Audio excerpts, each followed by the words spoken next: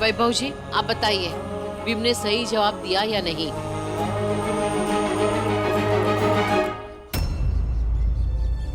जवाब सही है।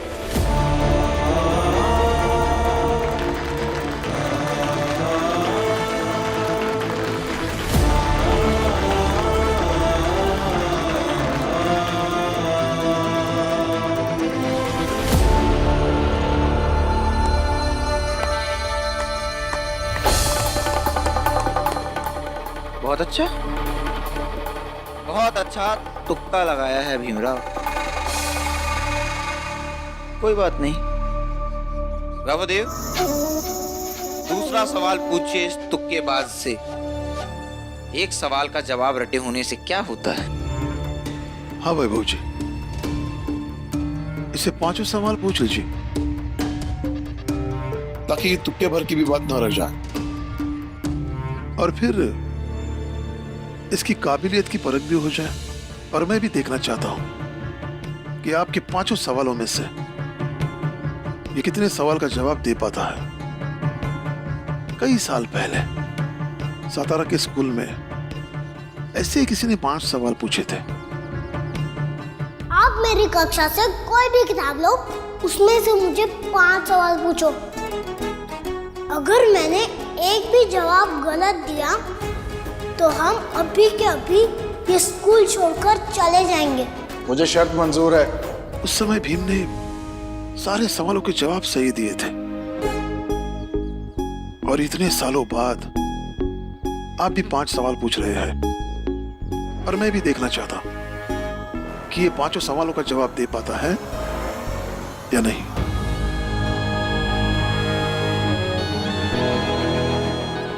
अगर इसने एक भी सवाल का जवाब गलत दिया तो मैं समझूंगा कि भीम के अंदर जो पढ़ाई की ललक है वो कम हो गई है।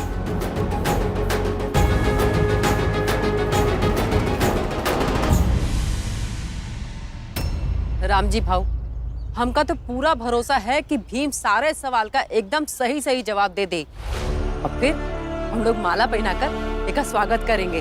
हाँ भाई, जाते हैं, चाल में सबको बता देते हैं और माला भी लेके आते हैं। चलो डलिया अम्मा। हाँ चल, मैं भी चलती हूँ।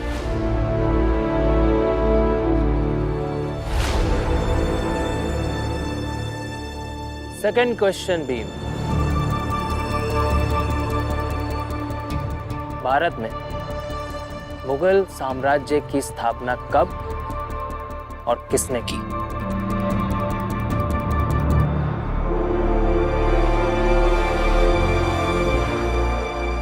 (1526) में जहरुद्दीन मोहम्मद ने की, उर्फ बाबर ने की।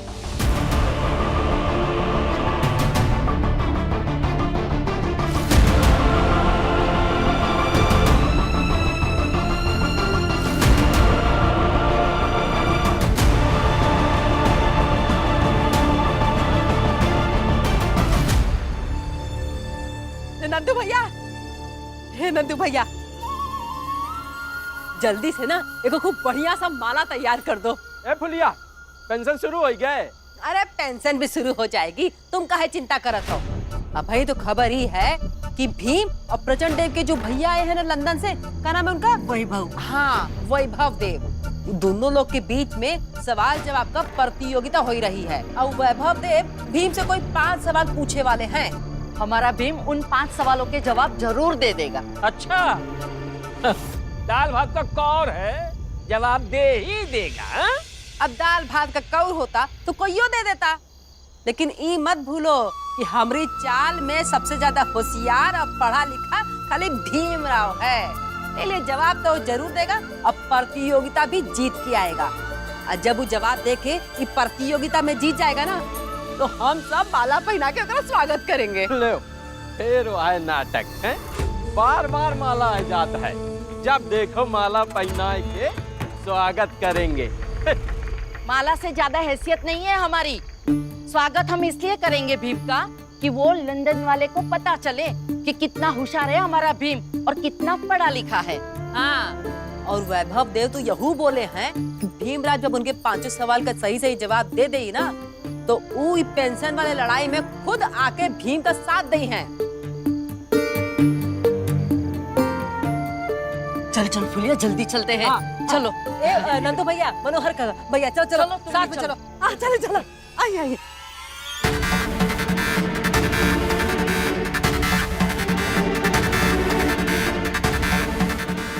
क्या कहते हो बाबू कि भीम सवालों के जवाब दे पाएगा? अरे जवाब देगा कि नहीं देगा, क्या है इसमें? चलो अपनी आंखों से देख लेते हैं तमाशा। हाँ सही कहे, चलो चलो।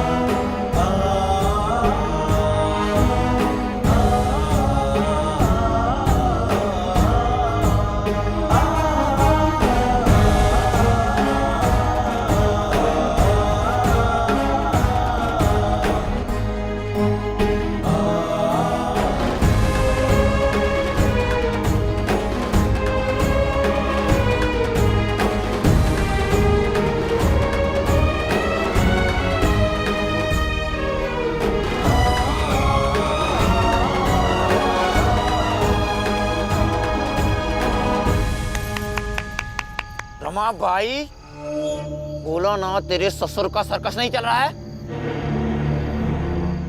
क्या है? हा? बात बात में ताली क्यों बजा रही है? मेरे पति जवाब दे रहे हैं तो खुश हो रही है, इतना तो समझिए आप।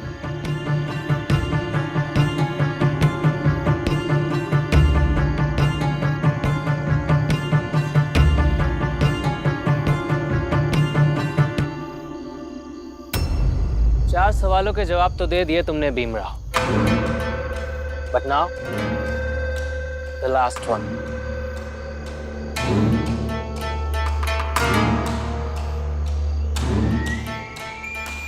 पांचवें और आखिरी सवाल का जवाब दो तो जानो, अभी तक भारत के इतिहास में सबसे ज्यादा संघर्ष करने वाले 5 लोगों का नाम बताओ, और तुमने उनके नाम क्यों लिए ये भी बताओ।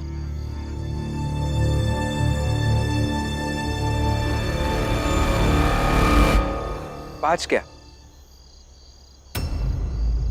मैं तो 100 लोगों के नाम बता दूंगा वैभव देव जी, जिन्होंने भारत के इतिहास में बहुत बड़ा संघर्ष किया है, और हमें उन सभी लोगों से प्रेरित होना चाहिए क्योंकि उनका संघर्ष सच में उतना बड़ा था। लेकिन वो नाम ऐसे है जो मैं जानता हूं, आप जानते हैं, ये जानते हैं, ये जानते हैं, सब जानते हैं। इसलिए आज मैं आपको उन लोगों के बारे में बताऊंगा जिनके बारे में आप नहीं जानते हैं। क्योंकि क्या है ना वैभव देव जी, कोई भी संगठन 4-5 लोगों से नहीं बनता है, वो एक समूह होता है बहुत सारे लोगों का, जिनमें से 4-5 लोगों के नाम हमें और इतिहास को याद रहते हैं। लेकिन बाकी 95 लोग भी होते हैं जो संघर्ष करते हैं, लेकिन वो छोटी जात के होते हैं।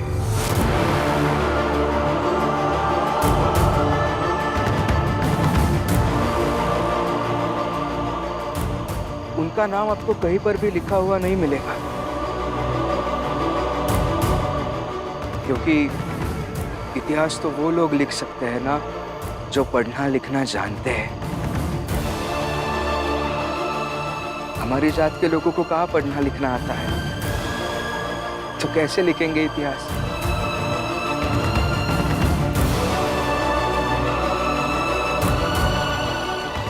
इसलिए वैभव देव जी, भारत के इतिहास में सबसे ज्यादा संघर्ष करने वाले वो लोग हैं जिन्हें आप छोटी जात के कहते हैं, और वो हम हैं।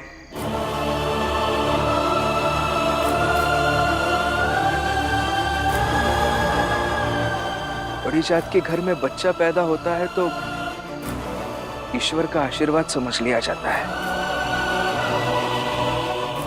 लेकिन हमारे घर में बच्चा पैदा होता है तो समाज के लिए अभिशाप बन जाता है।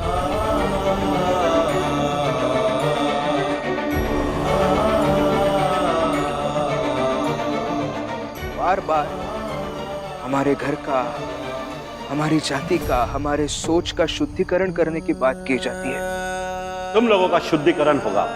तुम लोगों को दीक्षा देकर एक बेहतरीन स्थान देना चाहते हैं, सम्मान का पात्र बनाना चाहते हैं।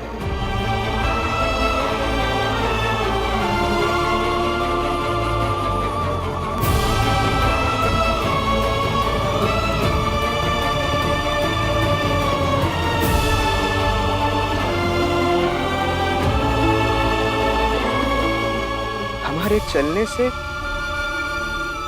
जमीन पर निशान ना आए इसलिए कमर में झाड़ू बांध दिया जाता है।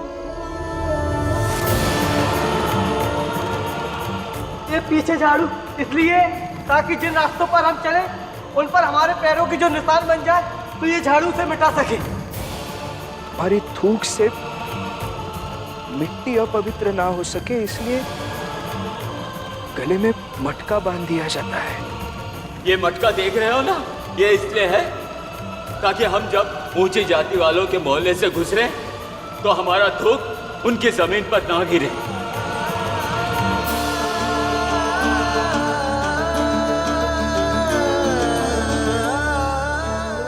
ईश्वर और धर्म से डराया जाता है हमें, लेकिन मंदिर में प्रवेश नहीं दिया जाता है।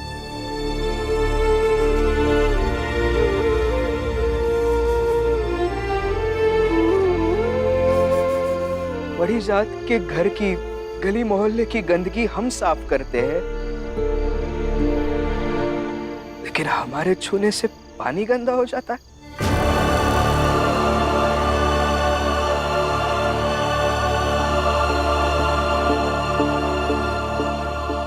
दरोगा साहब कभी भी हमारे मोहल्ले में आ सकते हैं, किसी को भी बिना वजह, बिना सबूत के चोर कह के लेके जा सकते हैं।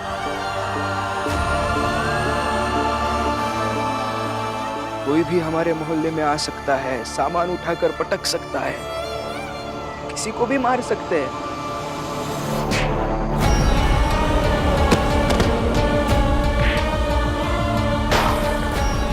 जैसे मारना उनका अधिकार हो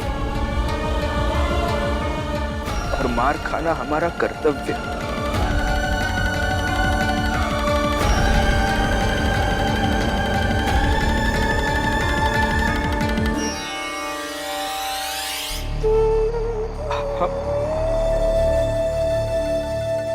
हमारी आई मर जाती है तो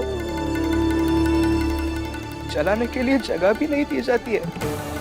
इसे जलाओगे कहाँ? वहीं जहाँ हम लोग अंतिम संस्कार करते हैं। वहाँ तो हम नहीं जलाने देंगे।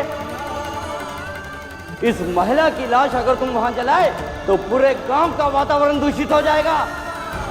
जाओ, ले जाओ, कहीं और जाके जलाओ।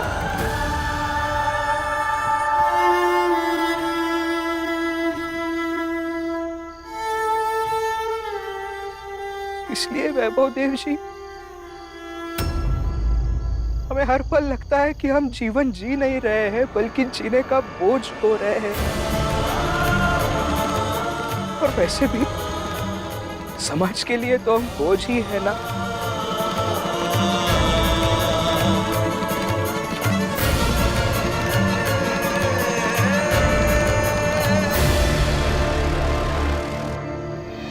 देखिए ना, आपके जात में से कोई पेंशन की मांग करता है तो आप उनके साथ खड़े हो जाते हैं, लेकिन आज हम पेंशन की मांग कर रहे हैं तो आप मुझे सवाल पूछकर मेरी परीक्षा ले रहे हैं। किसी ना किसी तरीके से मुझे अपमानित करना चाहते हैं और मन ही मन में ये भी चाहते हैं कि मेरे बाबा को कभी पेंशन ना मिल सके। इसीलिए वैभव देव जी, हम वो लोग हैं जिनके संघर्ष के बारे में किसी ने इतिहास में नहीं लिखा, लेकिन संघर्ष है। और इसीलिए मुझे ऐसा लगता है कि उन 5 नामों में पहला, दूसरा, तीसरा, चौथा और 5वां सभी नाम हमारी मतलब छोटी जाति के हैं।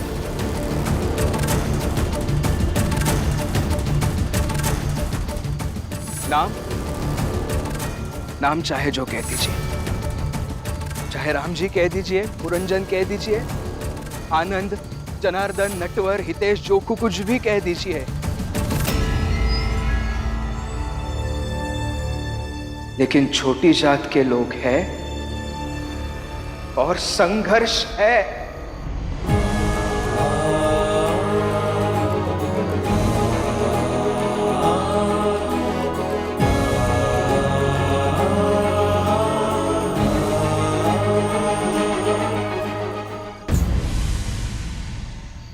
हो गया भीमराव?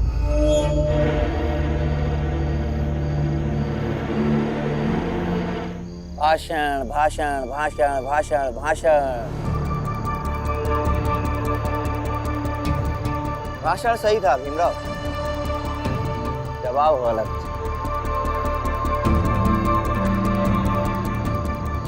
बात सही या गलत जवाब की थी ही नहीं नरोत्तम जी। आप नहीं समझेंगे ये सब।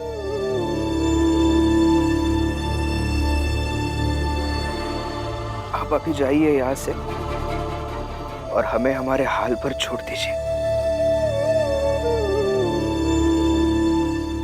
छोड़ दिया भीमराव। शर्त क्या थी? शर्त ये थी कि 5 सवालों के सही सही जवाब दोगे तो हम तुम्हारा साथ देंगे, लेकिन नहीं। इससे सीधी बात समझ में नहीं आती। यहां भी अपना नाटक फैलाना शुरू कर दिया ना भीमराव तुमने। मैं हार गया, नहीं दे पाया आपके सवालों का जवाब।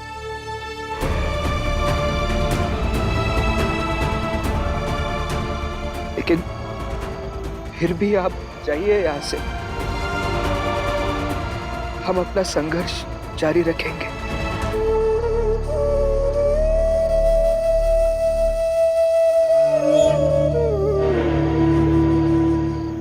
चलिए वैभव देव, चलते हैं। और इसे ध्यान से देखिए। इसे लगता है कि ऐसे ही नाटक करते करते ये एक दिन इतिहास लिखेगा।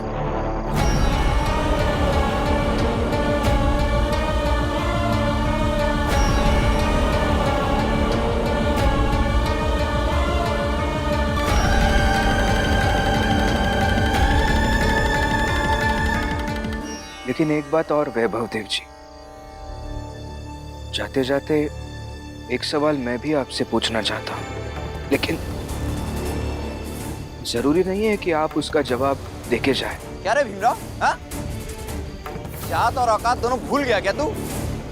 बड़ी जात के व्यक्ति से सवाल करेगा? तुझे तो मैं बताता हूं। जोशी जी,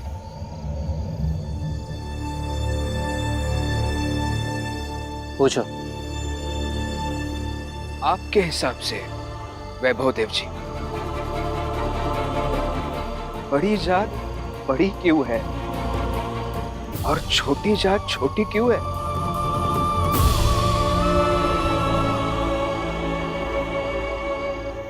कामी क्रोधी लालची इनसे न भक्ति हो, भक्ति करे कोई सूरमा, जाति बरन कुल खोए।